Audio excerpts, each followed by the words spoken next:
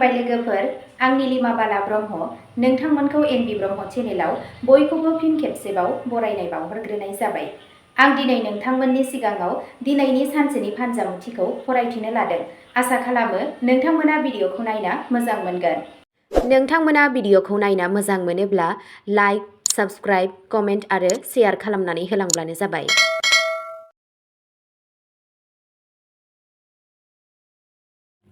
दिनै 15 आगस्ट 2026 मायथाइ एबा 29 सावन दान 1433 मायथाइ सनिबार।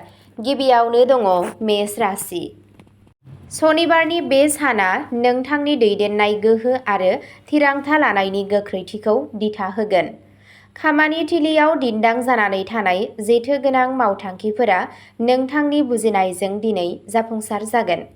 फालांगियारि बाहागोदारियाव मोनसे गोदान गोरोबथा जानो हागौ, जाय फैबाय थानाय समाव गिदिर रांखान्थियारि मुलाम्फा लाबोनाया रोखा। सोरखारि एबा खुंथायारि खामानिजों सोमोन्दो थानाय आयदाफोराव नोंथाङा मोजां खौरां मोनगोन। नखराव रंजानायनि आबहावा थागोन, जेराव गासैबो सोद्रोमाफोरा जयै सम हगारगोन। सावस्रिनि बेलायाव साना जोबोद थुलुंगाखांनाय आरो गोहोजों बुंफबनाय जागोन। नोंथांनि दिनैनि खाफाल गोनां दिगा जादों सोनाब, खाफाल गोनां अनजिमाया जादों 8 आरो खाफाल गोनां गाबा जादों रोजा निला गाब। वृषभ राशि। दिनै नोंथांनि प्रेक्टिकेल सानस्रि आरो दबथायनाय आखुआ नोंथांखौ खामानि थिलियाव गसंहोनो हागोन। हा सम्पति, अट'मबाइल आरो कन्स्ट्राक्सन सेक्टरजों सोमोन्दो थानाय फालांगिरिफोरा मोनसे गिदिर आरो मुलाम्फा गोनां रादाय मोननो हायो। रांखान्थियारि बिथिंजों गोख्रों खालामनो थाखाय बानायनाय बाजेट बिथांखिया जाफुंसारगोन आरो गोजाम दाहारफोरखौ सुख'नायनि लामाया रोखा जागोन। गावनि जिउनि लोगोरिजों गोरोबलायनाया जोबोद मोजां जागोन आरो नखरनि मोनसे मोजां हाबाफारिनि महर मोनगोन। मोनाबिलियाव धोरोमारि एबा हारिमुआरि हाबाफारिफोराव बाहागो लायोब्ला गोसोआ गोजोन थागोन। जानाय आदाराव समानथि लाखि आरो थोजासे दै लों। नोंथांनि दिनैनि खाफाल गोनां दिगा जादों खोला सानजा, खाफाल गोनां अनजिमाया जादों 6 आरो खाफाल गोनां गाबा जादों बादाम गाब। मिथुन राशि। नोंथांनि बिजिरनो हानाय गोहोआ दिनै थिखिनियाव थागोन। दिनै मेडिया, कन्टेन्ट सोरजिनाय, IT आरो आयेनारि बोसोन होनायजों सोमोन्दो थानाय सुबुंफोरनि थाखाय मोनसे गोदान माइल खुन्थिया जागोन। लोगोफोरजों ज' जानानै हानजायारि हाबा मावनायाव गिदिर जाफुंसारनाय मोनगोन। स्टक हाथाइ एबा गोलाव समनि राङारि रां थिसननायजों सोमोन्दो गोनां थिरांथाफोराव रोंग'साफोरनि बोसोनआ मुलाम्फा गोनां जागोन। लोगोफोरनि हेफाजाबजों जायखिजाया थाबथानाय खामानिया गोख्रैथि मोनगोन। मोजां मोनज्लायनायनि जिउआव खाथि सोमोन्दोआ बांगोन आरो लोगोरिजों दावबायनायनि बिथांखि लानो हागोन। गोसोआरि सावस्रिया साबसिन जागोन। नोंथांनि दिनैनि खाफाल गोनां दिगा जादों साहा, खाफाल गोनां अनजिमाया जादों 5 आरो खाफाल गोनां गाबा जादों लैथो गोथां गाब। कर्कट राशि। दिनैनि साना नोंथांनि जिउआव मोजां गोहो आरो गोदान मिजिंफोरखौ लाबोगोन। खामानि थिलियाव मावख'गिरिफोरनि आबुं हेफाजाबजों नोंथांनि बोसोनफोरखौ गोनांथि होनाय जागोन। हा सम्पतिजों सोमोन्दो थानाय आजै-आजौनि दावराव-दावसिफोरखौ सावरायलायनायनि गेजेरजों अरायनि थाखाय सुस्रांनो हायो। फालांगियारि लेनदेनाव गोरोंथि लाखि। बेयो हाथायाव नोंथांनि फोथायथिखौ गोख्रों खालामगोन। नखरजों लोगोसे समाजारि एबा हादोर अनफावरि हाबाफारियाव बाहागो लानो खाबु मोनगोन। शनि देबनि अनुग्रहनि थाखाय गोनांथि जानाय सोरखौबा मदद खालामनाया गाहाम जागोन। सावस्रिया सरासनस्रानिख्रुइ साबसिन जागोन, नाथाय रुटिनखौ आब्रुथि गोनां लाखि। नोंथांनि दिनैनि खाफाल गोनां दिगा जादों सा-सोनाब, खाफाल गोनां अनजिमाया जादों 2 आरो खाफाल गोनां गाबा जादों मै गाब। सिंह राशि।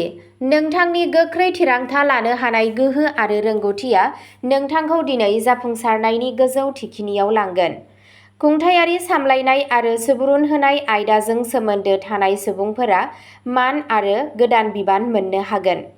फालांगि फेहेरनायनि थाखाय गुबुन हादोरारि कम्पानि एबा गोदान मक्केलफोरजों सावरायनाया मोजां लामाजों दावगागोन। नखरनि सोद्रोमाफोरजों सोमोन्दोआ गोख्रों जागोन आरो नोंथाङा गथ'फोरनि मोनफुंनायाव गोग्गानाय मोनगोन। जुलि जानाय जिउआव गावजों गाव फोथायनाय आरो अननायआ गोथौ थागोन। सावस्रिया जोबोद मोजां जागोन आरो नोंथाङा गासै सानावनो गोहोजों बुंफबनाय मोनगोन।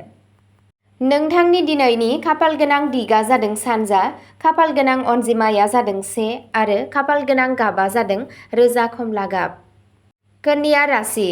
सनिबारनि बे साना नोंथांनि गोख्रों मेगन आरो आब्रुथि गोनां खामानि मावनायनि आदबजों फालांगि आरो साख्रि मोन्नैयावबो साबसिन फिथाय होगोन। बेयो एकाउन्ट एडिटिं, रिसार्च आरो डाटा एनालिसिसजों सोमोन्दो थानाय रोंगौथि गोनां सुबुंफोरनि थाखाय जाफुंसारनायजों बुंफबनाय सान। जायखिजाया गोजाम आद्रा थानाय रांखौ मोनफिननायाव रांखान्थियारि हालोदआ हरखाब गिदिर जौगागोन। बादायारि आनजादनि थाखाय थियारि जानाय नांथाबना थानाय फरायसाफोरा लुबैनाय जाफुंसारनायनि नेरसोन थायो। गावजों गाव बुजिलायनायजों नखरनि आबहावाया गोजोनथाव जागोन। सावस्रिनि नोजोरजों मोनसे समानथि गोनां आदार जा आरो गावनि सानफ्रोमबोनि रुटिनआव रेगुलार य'गाखौ लाफा। नोंथांनि दिनैनि खाफाल गोनां दिगा जादों सा-सानजा, खाफाल गोनां अनजिमाया जादों 7 आरो खाफाल गोनां गाबा जादों पिस्ता गोथां गाब। तुला राशि। दिनैनि साना नोंथांनि जिउआव गोदान खाबु, रांखान्थियारि मुलाम्फा आरो मान-सन्मान लानानै फैदों। फेशन, इन्टिरियर, आर्ट आरो लाक्जारि गुड्स फालांगिफोरा गिदिर अर्डार मोनगोन।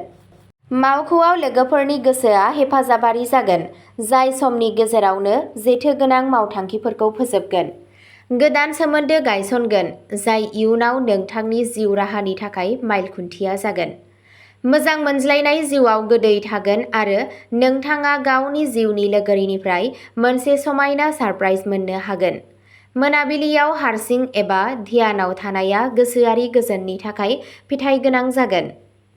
नोंथांनि दिनैनि खाफाल गोनां दिगा जादों खोला-सोनाब, खाफाल गोनां अनजिमाया जादों 4 आरो खाफाल गोनां गाबा जादों फान्थाव गाब।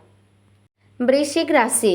नोंथांनि आखा-फाखा, सिफायनो हायै थिरांथा आरो नोजोरारि सानस्रिया नोंथांखौ दिनै बादायगिरिफोरनिफ्राय जोबोद सिगां लाखिगोन।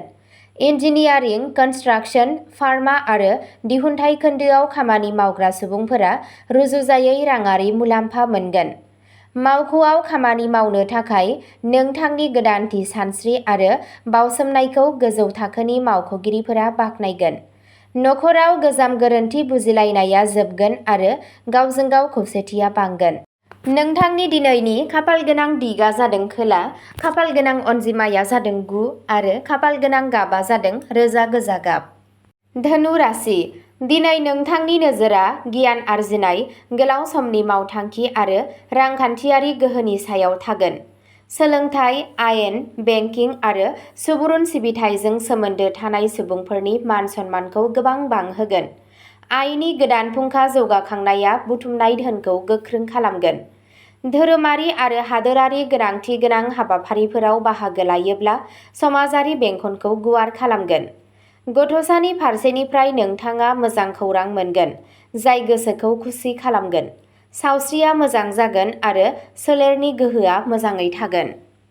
नोंथांनि दिनैनि खाफाल गोनां दिगा जादों सा-सानजा, खाफाल गोनां अनजिमाया जादों 3 आरो खाफाल गोनां गाबा जादों रोजा गोमो गाब। मकर राशि। राशि स्वामी शनि देबनि मोजां गोहोमा नोंथांखौ दिनै नोंथांनि जिउ राहायाव दिदोमथि आरो गिदिर जाफुंसारनाय होगोन। कर्परेट सेक्टराव खामानि मावग्रा सुबुंफोरा लुबैनाय बादि जौगाथाय एबा गोनां बिबाननि बिबान मोननो हायो।